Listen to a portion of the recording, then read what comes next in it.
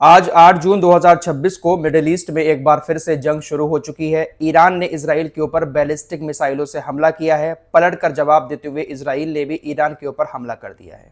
दोबारा से ये जंग शुरू क्यों हुई है, ईरान ने इजराइल के ऊपर बैलिस्टिक मिसाइलों से हमला क्यों किया है, ये सारी बातें मैं अपनी पिछली वीडियो में रिकॉर्ड कर चुका हूं। रिपोर्ट तैयार है, लेकिन किसी वजह से वो रिपोर्ट आप तक नहीं पहुंच पाई।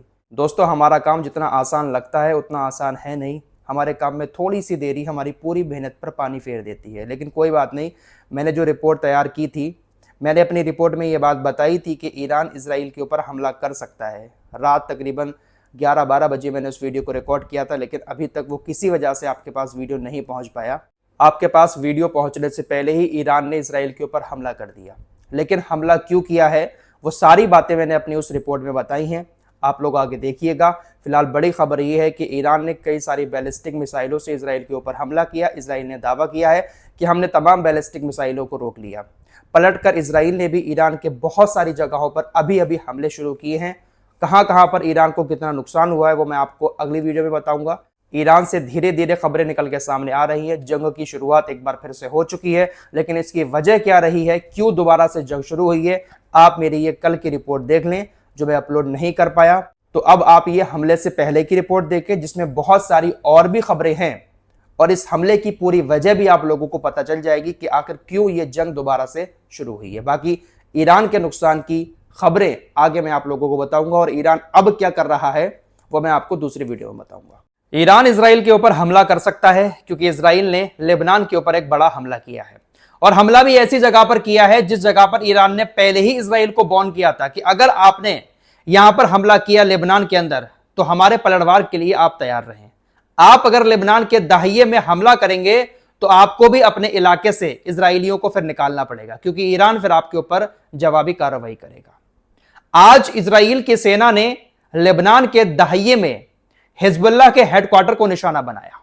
इजराइल की तरफ से कहा गया कि जब हमने इस हेडक्वार्टर पर हमला किया, तस्वीरें आपकी स्क्रीन पर हैं, हेडक्वार्टर का हमले के बाद क्या हाल हुआ। इजराइल ने कहा कि यह हेडक्वार्टर उस वक्त खाली था, इसमें कोई भी इंसान नहीं था। हमने यह हमला सिर्फ यह दिखाने के लिए किया है कि हम किसी भी वक्त हिजबुल्लाह को निशाना बना सकते हैं। हमने यह हमला हिजबुल्लाह के लड़ाकों को यह मैसेज देने के लिए किया है कि अगर आप इजराइल के ऊपर हमला करते रहेंगे तो हम इसी तरह से आपके ठिकानों को खत्म करते रहेंगे। जबकि खबर यह आ रही है कि इस हमले में 7 लोगों की जान चली गई है। इजराइल कह रहा है कि इस बिल्डिंग में कोई नहीं था, लेकिन 7 लोगों की जान गई है रिपोर्ट्स के मुताबिक। ईरान ने इजराइल के इस हमले को सीज फायर का उल्लंघन बताया है। आपको मालूम ही है कि लेबनान के बॉर्डर पर कई बार सीज फायर का ऐलान डोनाल्ड ट्रंप कर चुके हैं। डोनाल्ड ट्रंप ऐसा दावा कर चुके हैं कि इजराइल भी हमले नहीं करेगा, सीज फायर के लिए राजी है, और हिजबुल्लाह भी राजी हो चुका है। लेकिन हकीकत यह है कि इजराइल हिजबुल्लाह को खत्म करने के नाम पर, सेल्फ डिफेंस के नाम पर लगातार लेबनान के ऊपर हमले किए जा रहा है। दाहिए को पहले ही कह दिया था ईरान ने कि अगर आप यहां पर हमला करेंगे तो फिर ईरान आपके ऊपर हमला जरूर करेगा और सीज फायर का ईरान इसको उल्लंघन मानेगा। ईरान की तरफ से कहा गया है कि इसका जवाब इजराइल को जरूर दिया जाएगा। फिलहाल अभी रात का वक्त है जब मैं इस वीडियो को रिकॉर्ड कर रहा हूं। आप सुबह के वक्त में इस वीडियो को देख रहे होंगे। अभी जब तक मैं इस वीडियो को रिकॉर्ड कर रहा हूं, अभी तक ईरान की तरफ से कोई हमला इजराइल के ऊपर नहीं किया गया है। लेकिन ईरान कह यह रहा है कि करारे से भी ज्यादा करारा जवाब आपको इसका दिया जाएगा, क्योंकि लेबनान रेड लाइन है। ईरान लेबनान को हर मामले में अपने साथ लेकर चल रहा है। ईरान ने डोनाल्ड ट्रंप के सामने भी यही शर्त रखी है कि समझौता हम तभी करेंगे, बातचीत तभी करेंगे जब आप सभी समझौतों पर जंग बंद करेंगे, और लेबनान इसमें पहले आता है। अब देखने वाली बात होगी क्या ईरान इजराइल को लेबनान के दाहिए में हुए हमले का जवाब देगा। मीडिया रिपोर्ट्स में ऐसी चीज भी सामने आ रही है कि एक तरफ डोनाल्ड ट्रंप सीज फायर का ऐलान भी करते हैं, लेबनान के बॉर्डर पर हिजबुल्लाह और इजराइल को मनाने की बातें करते हैं, लेकिन एक तरफ उनकी तरफ से यह आह्वान किया जा रहा है, इजराइल से यह कहा जा रहा है कि वो हिजबुल्लाह के ऊपर हमले करे। इस हमले के बाद इजराइल ने हिजबुल्लाह के ऊपर आरोप लगाया। इजराइल ने कहा कि हमने ये हमले अपने प्रधानमंत्री और अपने रक्षा मंत्री के आदेश के बाद किए। इजराइल डिफेंस फोर्सेज ने कहा कि हिजबुल्लाह ने पहले इजराइल के इलाकों में गोलीबारी की, उसके बाद हमारे प्रधानमंत्री ने और प्रधानमंत्री नेतन्याहू ने और हमारे रक्षा मंत्री काट्ज ने इजराइल डिफेंस फोर्सेस को आदेश दिया, उसके बाद ही हिजबुल्लाह के ऊपर जवाबी कार्रवाई की गई है। हमने पहले हमले नहीं किए हैं। इजराइल ऐसा ही करता है। हमला करने के बाद इजराइल की तरफ से कुछ ऐसे स्टेटमेंट आते हैं जिसमें इजराइल अपने आप को बेगुनाह साबित करने की कोशिश करता है, लेकिन दुनिया ने असली चेहरा इजराइल का देख लिया है। इजराइल ने लेबनान के ऊपर हमला किया, हमले के बाद बेंजामिन नेतन्याहू को इस बात का डर है कि हो सकता है कि ईरान पलटवार कर दे। इसने ईरान को लेकर बयान दिया कि आने वाले फ्यूचर में, जो बहुत करीब है, हो सकता है कि ईरान की तरफ से हमारे ऊपर कोई पलटवार किया जाए, उसके लिए हम पूरी तरह से तैयार हैं। हमारी सेना ईरान के संभावित हमलों से निपटने के लिए तैयारी कर रही है। डर इसको भी है कि अगर ये कहीं पर चिंगारी भड़काएगा तो उसको शोले का रूप देने ईरान आ सकता है। ईरान ने पहले ही इनको चेतावनी दे दी थी कि दहिया में हमला हुआ तो पलटवार ईरान की तरफ से किया जाएगा। देखते हैं कि ईरान अब क्या करता है। आइए अब स्टेट ऑफ हॉर्मुज की बात कर लेते हैं। स्टेट ऑफ हॉर्मुज को लेकर काफी दिनों से ये खबरें चल रही हैं कि ईरान वहां से टैक्स वसूलेगा, टोल टैक्स लेगा तकरीबन 15 से 20 लाख डॉलर एक जहाज से। बहुत सारी खबरें कई दिनों से चल रही हैं, लेकिन अब कंफर्म खबर ये आ रही है कि ईरान ने टैक्स वसूलना शुरू कर दिया है। हर एक जहाज से 15 से 20 लाख डॉलर के बीच में ईरान टैक्स अब वसूल रहा है। कल ईरान की तरफ से टैक्स कुछ जहाजों से वसूला गया है। अमेरिकी राष्ट्रपति Donald Trump state of Hormuz को खुलवाने की हर कोशिश कर रहे हैं, लेकिन ईरान किसी भी हाल में स्टेट ऑफ हॉर्मुज नहीं खोलेगा। ईरान समझौता कभी नहीं करेगा, क्योंकि ईरान को स्टेट ऑफ हॉर्मुज के बंद करने से काफी फायदा है।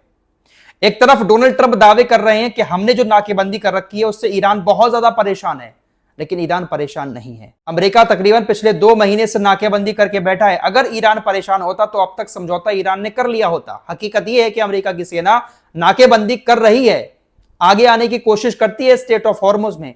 ईरान की नौसेना उनको खदेड़ देती है। ईरान कभी भी स्टेट ऑफ हॉर्मुज नहीं खोलेगा, क्योंकि ईरान का कहना है कि स्टेट ऑफ हॉर्मुज हमारे लिए परमाणु हथियार की तरह है। ईरानी संसद के उपसभापति अली निगजाद ने हाल ही में एक इंटरव्यू दिया, उसमें उन्होंने कहा कि स्टेट ऑफ हॉर्मुज ईरान के लिए परमाणु बम से भी ज्यादा जरूरी हथियार है। निगजाद ने कहा कि हॉर्मुज मेरा परमाणु बम है। दूसरे शब्दों में, हमारा परमाणु बम हॉर्मुज का जल डमरू मध्य है। अमेरिका के पास 5000 परमाणु बम है, लेकिन अगर हमारे पास भी होता तो हम कभी इसका इस्तेमाल नहीं करते। इन्होंने इस बात पर जोर देते हुए कहा कि हॉर्मुज अब पहले जैसा नहीं रहेगा।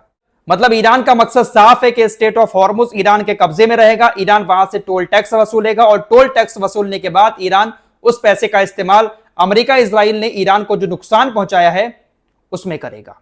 ईरान अपने पुनर्निर्माण में इस पैसे का इस्तेमाल करेगा जो tax Iran state of Hormuz से वसूलेगा। वहीं अमेरिकी सेंटकॉम ने एक बार फिर से दावा किया है कि ईरान ने कुछ और ड्रोन हमले हमारे ऊपर किए समुद्र के अंदर, लेकिन हमने तमाम ड्रोन को मार गिराया। अमेरिकी सेंट्रल कमांड ने बताया कि मिडिल ईस्ट में तैनात अमेरिकी सैनिकों ने स्टेट ऑफ हॉर्मुज में 2 ईरानी ड्रोन को मार गिराया। अमेरिकी सेंट्रल कमांड ने बताया कि हमने इन ड्रोन्स को इसलिए मारा क्योंकि स्टेट ऑफ हॉर्मुज से जो जहाज गुजर रहे थे, ये ड्रोन उनके लिए काफी खतरा पैदा कर रहे थे, इसलिए अमेरिका की सेना ने उनको मार गिराया।